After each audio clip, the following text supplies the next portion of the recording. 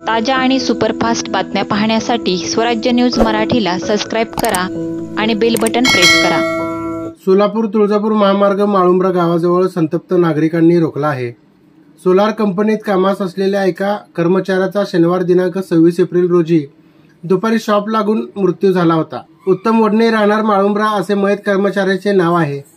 त्याच्या कुटुंबास नुकसान भरपाई कंपनीकडून दिली जात नसल्याने हा रस्ता रोको करण्यात आला। दोन्ही बाजूला गाड्यांच्या लांबच लांब रांगा लागल्या होत्या।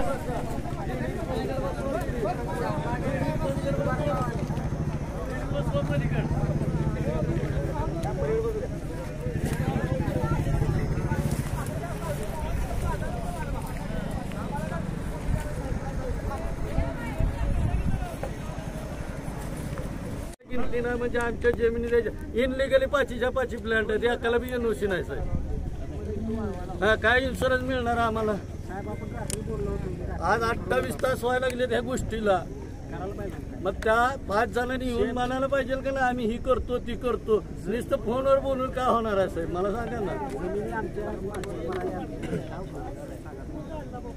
28 येत नसेल